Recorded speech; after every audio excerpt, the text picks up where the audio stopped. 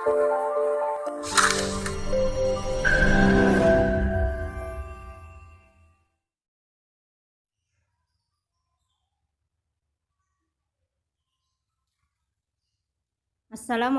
warahmatullahi wabarakatuh. Bagaimana kabarnya anak-anak semua?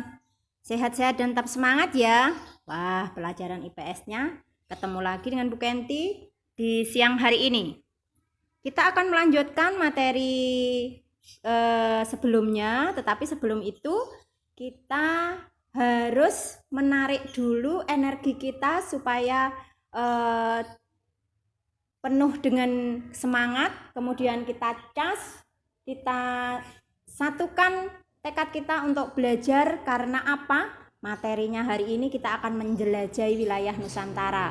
Tapi sebelum itu kita akan berbicara tentang kota kita dulu. Nah, materinya apa ya untuk kali ini? Yaitu pengaruh geografis Indonesia. Nah, Bu Kenti mau cerita dulu nih. Kita tinggal di daerah Kabupaten Nganjuk. Daerah ini memiliki dataran tinggi seperti Sawahan dan Bajulan. Pasti kalian tahu kan ya daerah Sawahan dan Bajulan. Nah, di lereng Gunung Wilis terdapat air terjun Sedudo yang sangat terkenal. Selain itu, di wilayah Bajulan juga ada air merambat Roro Kuning. Daerah Sawahan memiliki udara yang sangat sejuk. Akan tetapi daerahnya cukup dingin pada waktu sore dan malam hari. Begitu pula di daerah Bajulan.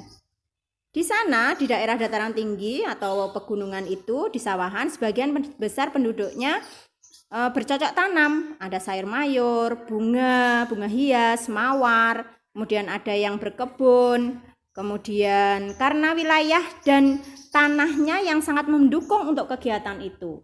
Selain itu mereka juga mungkin beternak, bisa sapi, kambing, ayam dan sebagainya, yang tentunya saling mendukung antara aspek geografis maupun kegiatan masyarakatnya.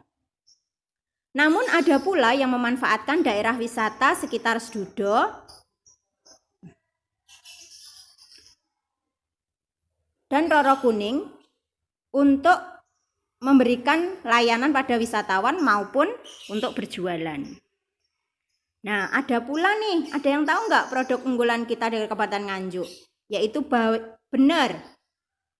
merah. Bawang merah itu dihasilkan dari daerah mana? Ya, daerah Bagor dan Sukomoro. Ada yang tahu kenapa di daerah tersebut sebagian besar menanam bawang merah? Dan kenapa bisa menjadi produk unggulan kabupaten kita?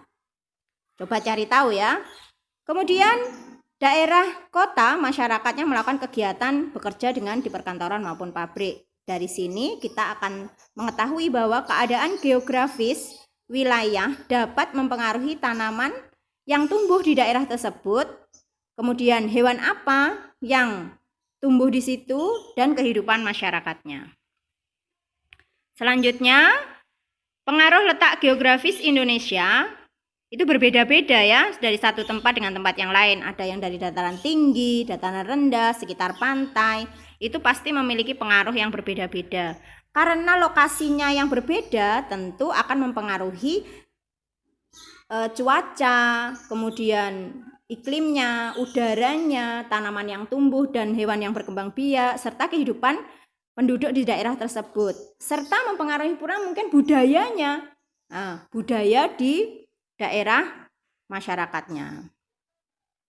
Selanjutnya adalah pengaruh geografis secara umum terhadap kehidupan alam dan kehidupan masyarakat.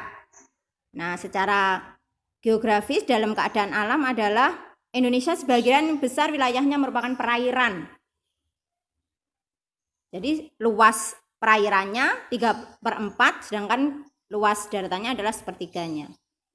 Ada yang tahu berapa luas wilayah Indonesia? Nah, Indonesia ini terletak di persilangan dunia. Daerahnya sangat strategis sekali karena berada di 2 benua dan 2 samudra.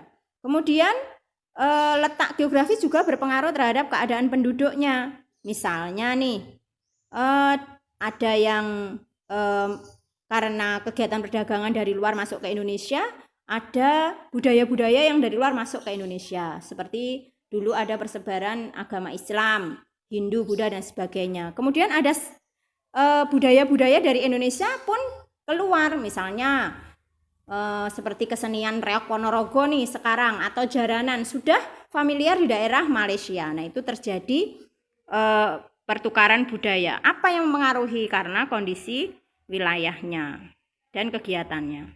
Karakteristik geografis Indonesia dalam peta. Kita dapat melihatnya melalui peta atau gambaran permukaan bumi dalam bidang datar. Di sini ada peta umum dan peta khusus. Kita dapat melihatnya seperti kemarin ada peta Indonesia. Selanjutnya adalah kita akan melihat peta persebaran fauna di Indonesia. Nah, ini termasuk peta yang menunjukkan kenampakan alam, peta umum. Di sini akan ditampilkan bagaimana berbagai jenis karakter hewan yang hidup di masing-masing wilayah daerah. Kalau di sini ini ada wilayah Asiatis, peralihan dan Australia. Contohnya nih, kalau di Sumatera ada harimau Sumatera, ada orang hutan di daerah Kalimantan. Berbeda dengan di daerah tipe peralihan, yaitu daerah Sulawesi, di daerah Nusa Tenggara ada komodo, di daerah Papua itu tipe Australia itu ada kanguru dan sebagainya. Nah, kalian nanti bisa membaca-baca lebih lanjut ya. Selanjutnya ada persebaran flora. Flora itu adalah tanaman. Nah, di sini ada banyak sekali, nanti kalian bisa membaca karakteristiknya dari masing-masing tempat. Ada yang cocok untuk menanam coklat, ada yang untuk tanaman hutan seperti kayu jati di daerah Kalimantan itu, Sumatera yang hutannya masih lebat. Nah, di situ ada banyak sekali perbedaan-perbedaan sesuai dengan wilayah geografisnya. Jadi akan menunjukkan ciri, oh tanaman ini yang cocok untuk daerah ini, misalnya seperti itu. Maka terdapat perbedaan persebaran flora dan fauna. Nah, di bukumu sudah ada ya, di buku pena itu ada perbedaan geografis.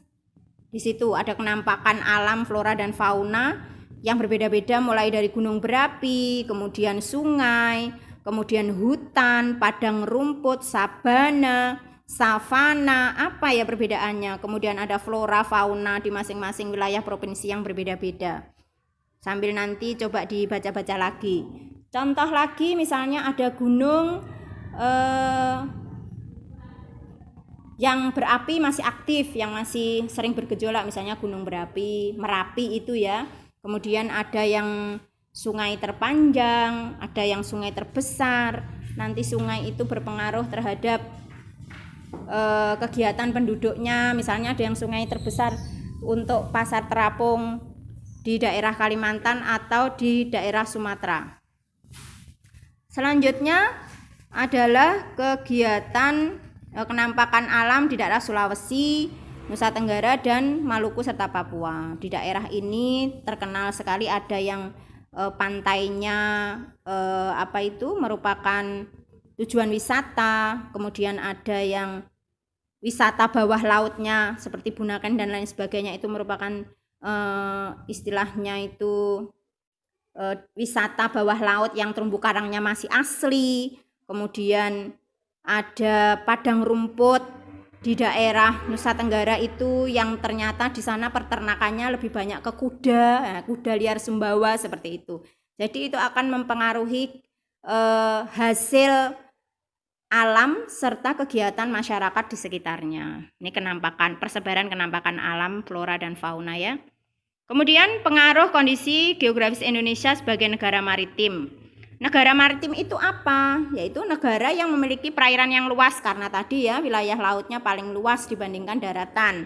Kemudian ada negara agraris, yaitu karena daratan sebagian besar wilayahnya cocok untuk kegiatan bercocok tanam, sehingga sebagian besar penduduknya bekerja sebagai petani, maka disebutlah negara agraris. Kemudian ada pula sebutan negara jamrut khatulistiwa, karena Indonesia dilewati oleh garis khatulistiwa 0 derajat yang bukan disebutkan kemarin. Ada di kota mana? Ada yang tahu Tugu Khatulistiwa? Iya, ada di kota Pontianak, Kalimantan. Nah, kenapa kok jamrut? Jamrut itu merupakan batu hijau. Nah, Indonesia dulu disebut sebagai jamrut itu karena wilayahnya sebagian besar masih hutan, tetapi karena sekarang kondisinya berbeda, apakah masih pantas ya menurut kamu disebut sebagai jamrut Katulistiwa? Nah, tugas kita nih melestarikan hutan. Sekarang dampak positif dan negatif pengaruhnya terhadap sosial budaya masyarakat. Ada dampak positif, ada dampak negatif. Dampak positif adalah pengaruh yang baik dari kondisi geografis Indonesia terhadap kehidupan masyarakat, dan dampak negatif adalah pengaruh yang kurang baiknya. Kalau dampak positif ada yang memudahkan komunikasi, kemudian pengaruh budaya yang baik kita pakai, yang tidak baik misalnya budaya asli kita menjadi semakin hilang, kita ikut-ikutan dengan budaya-budaya dari asing, dari luar, memunculkan budaya-budaya baru yang sebetulnya itu kurang tepat untuk kita sebagai orang timur misalnya. Kalian bisa mencari lagi yang lainnya ya selain yang di sini atau di bukumu. Pengaruh kondisi geografis terhadap budaya dan alat transportasi. Nah, tadi untuk budaya sudah kita singgung ya, di situ ada keragaman suku bangsa, mulai dari bangsa yang asli dari Indonesia, Jawa, Madura dan sebagainya. Ada yang suku bangsa dari luar, itu ada Cina dan sebagainya, atau yang lain. Bahasa daerah yang beragam, ada Sunda, Jawa, Madura, Oseng. Nah, kemudian pakaian adat, rumah adat, senjata, alat musik berbeda-beda sekali. Tentunya juga pengaruh terhadap alat transportasi. Daerah, kalau misalnya dengan sungai yang lebar, tentunya menggunakan alat transportasi air, seperti perahu getek atau yang sebagainya. Kalau di daerah laut, pantai berarti menggunakan perahu. Kalau di dataran tentunya menggunakan kendaraan darat, entah itu mobil, bus, sepeda motor, sepeda ontel atau goes dan sebagainya. Perkembangan alat transportasi ini ditujukan untuk apa? Memudahkan kita untuk menjangkau letak-letak geografis wilayah Indonesia yang berbeda-beda tadi kondisinya ya. Kemudian selanjutnya adalah perkembangan pengaruhnya terhadap kondisi udara dan laut. Kalau tadi di darat kita sudah menggunakan kendaraan darat, kalau di daerah laut tentunya akan didirikan pelabuhan-pelabuhan atau untuk transportasi udara didirikan bandar udara atau lapangan udara. Nah, itu macam-macam, ada Soekarno-Hatta, ada Ngurah Rai yang di Bali, kemudian ada Tanjung Perak, tepi laut. Nah, ada yang tahu di mana Tanjung Perak itu pelabuhannya? Kemudian ada Gilimanuk di Bali. Nah, itu semua merupakan kenampakan buatan yang digunakan untuk mempermudah kegiatan manusia dalam kegiatan transportasi, menjangkau dari satu daerah ke daerah yang lainnya. Banyak sekali hal-hal yang dipengaruhi dari kegiatan transportasi.